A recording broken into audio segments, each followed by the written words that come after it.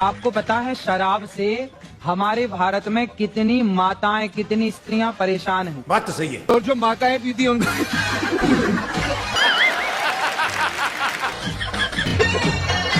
आप उपाय बताइए। भाभी जी पीती हैं क्या? नहीं नहीं बिल्कुल नहीं नहीं, कुछ भी बकवास करता है, आप मानो मत। नहीं मजाक कर रहा है। ये तो ये खून वगैरह पीती है, बाकी कुछ। हाँ, भक्ति कहाँ से चालू करें? कहाँ से मतलब? भक्ति वजह से कहाँ से मतलब कहीं दिशा मिल सके? आपने अभी चालू नहीं की? चालू तो जो है वो तो कर रहे हैं आपके बोलने के हिसाब से, लेकिन फिर भी हम कहाँ से चालू करें? महाराष्ट्र से चालू करो। कितने मंदिरों से सरकार को पैसा जा रहा है, देश को पैसा जा रहा है? आप एक मस्जिद बता दीजिए, आप एक मस्जिद बता दीजिए जिससे देश को जा रहा हो। अच्छा, अभी बता है भाई। उत्तराखंड में रुड़की है, रुड़की के अंदर एक मजार है पीरान कलियर, सरकार के अधीन है। महाराष्ट्र में नागपुर के अंदर जो अब सुनो जामा मस्जिद भी मस्जिद है, ठीक है, सरकार के नियंत्रण में आता है, ठीक है। उससे जितनी टिकट का पैसा आता है, ताजमहल में भी मस्जिद है, टिकट का पैसा आता है, ठीक है। निजामुद्दीन के अंदर खिलजी मस्जिद है, ठीक है, अलाउद्दीन खिलजी की, ठीक है, उसमें जो पैसा आता है। देख कैसे चुप हो गया, बोलती बंद होगी। देख रहा था उसी राम नाम से कितना टैक्स जा रहा है? आप मोदी की सरकार से पहले मंदिर टैक्स नहीं दे रहे थे? क्या प्रूफ है? नहीं दे रहे थे क्या? दे रहे थे, हाँ दे रहे थे। मोदी से पहले भी टैक्स दे रहे थे, मोदी के बाद भी दे रहे थे। जो टैक्स जा रहा है तो देश के अंदर में ये इस जेब से निकाल के इस जेब में जा रहा है, ठीक है? जो सरकारें थी, ये जैसे केजरीवाल अभी बंद है, इस जेब से निकाल के वो पर्दे लगवा रहा था। इसका एक ही इलाज है, हरिहर बांस ले आओ काट के, आप भी जब तक थक न जाओ। समाजवादी पार्टी हिंदुओं का जो नरसंहार हो रहा है बांग्लादेश में, उसकी खिलाफत नहीं कर सकती, नहीं बोल सकती। अच्छा, अभी बता है भाई। आपकी परेशानी मजबूरी समझ सकता हूँ। हाँ? मैं आपके प्रति मेरी पूरी संवेदनाएं हैं। सवाल है नागर साहब भी ऐसा है। सरकार किसकी है देश के अंदर में? भारतीय जनता पार्टी की। भारतीय जनता पार्टी की सरकार में विदेशों में, चाहे कनाडा हो चाहे बांग्लादेश हो, हिंदुओं पे अन्याय हो रहा है। और ये क्या कहते हैं पता है? देखिए देखिए देखिए, कोई ट्वीट नहीं कर रहा है, देखिए देखिए विपक्ष का नेता कुछ बोल नहीं रहा है, देखिए देखिए क्या हो रहा है। अरे भाई रो क्यों रहे हो, क्यों रो रहे हो? हिंदुओं पे अत्याचार हो रहा है और आप चुपचाप डिबेट करा रहे हो। इस सज्जन को क्या तकलीफ है भाई? अरे वहां लाल आके दिखाइए, उसका दिमाग ठीक कीजिए। किसने आपको रोका? क्या तकलीफ है इनको?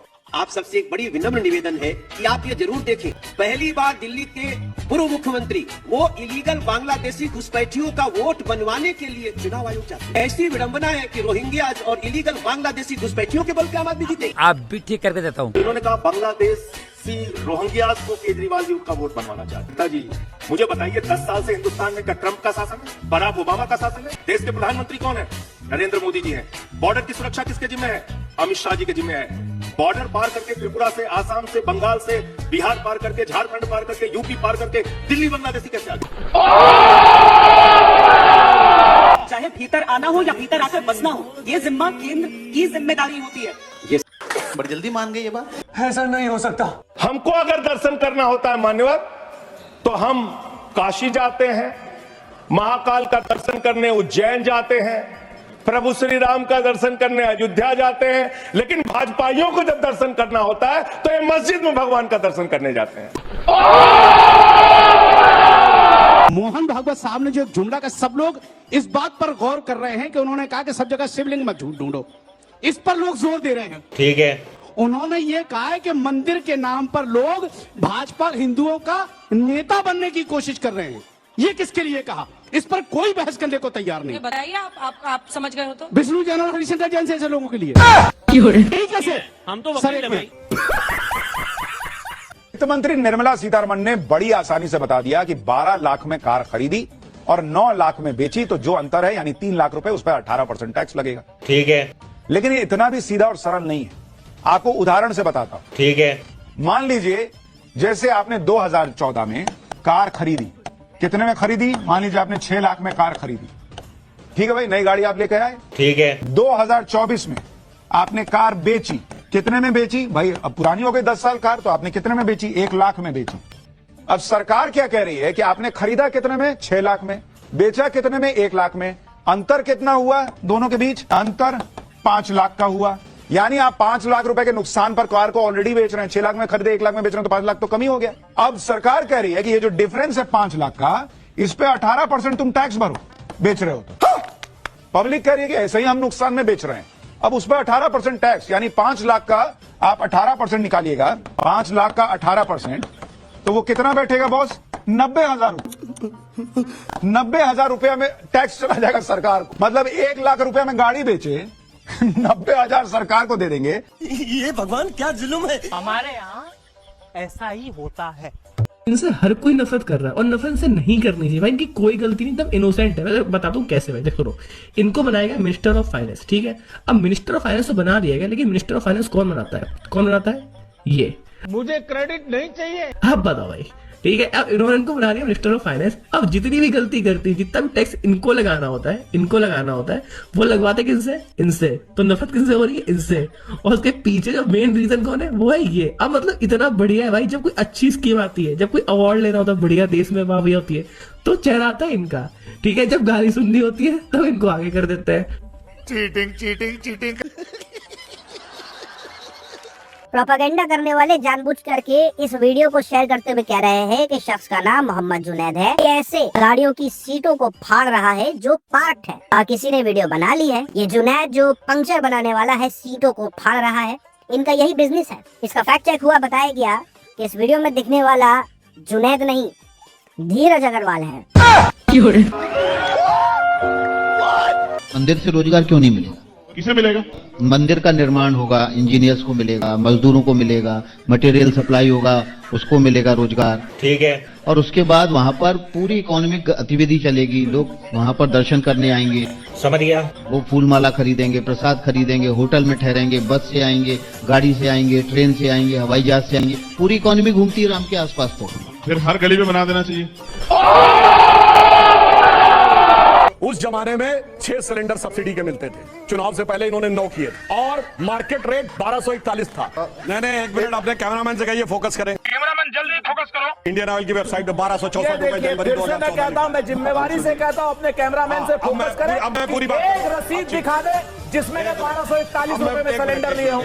बात तो सही है। ये दिखा दे, इनके खानदान के लोग दिखा दे, नरेंद्र मोदी जी के पूरी परिवार दिखाई, और ये भी दिखा दे जो आदमी कह रहा है। सपने देख रहा था मैं। गजब बेइज्जती है। मोदी साहब झूठ बहुत बोलते हैं। ऐसा क्यों लग रहा है कि पीएम मोदी झूठ? अब सबसे पहले जाएंगे, कहेंगे गरीब का बेटा आ गया। आपका ये बेटा जो गरीबी जी करके आया है, गरीबों के बीच से निकल करके आया है। 8,000 करोड़ रुपए के हवाई जहाज से उतरते हैं। ऐसा गरीब का बेटा तो अभी बना दें। एक बात याद रखना आप सभी लोग, सरकार हमेशा जनता की बनती है। जनता अगर अंधविश्वासी है तो सरकार अंधविश्वासी होगी।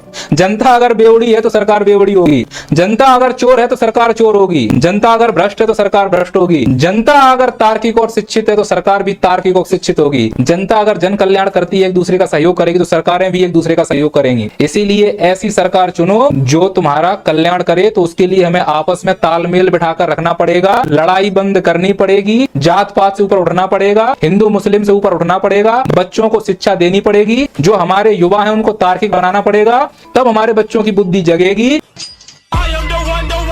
भारत में लोग राजनीति कर रहे थे, हमारी सरकार, कांग्रेस की सरकार, बीजेपी की सरकार। दुबई का राजा जो था, ये फ्लाइट पकड़ हांगकांग, कहा कि जितनी फैक्ट्री जानी है, जितना ऑफिस चाहिए, हम सेम बिल्डिंग बना के आपको देंगे दुबई में।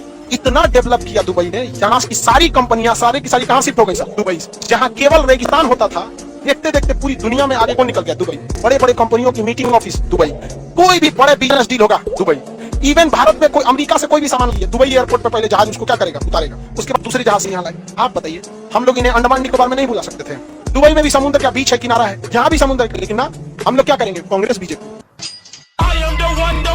किसी ने मुझसे पूछा कि पति पत्नी का रिश्ता 7 जन्मों का है, तो ये कैसे पता चलेगा कि अभी कौन सा जन्म चल रहा है और कितने जन्म बाकी है? तो मैंने उसे कहा कि देखो, अगर तुम्हारी पत्नी तुमसे कहती है उफ क्या चीज हो, मैं तुम्हें अभी तक समझ नहीं पा रही हूँ, तो समझ लेना ये तुम्हारा पहला जन्म है।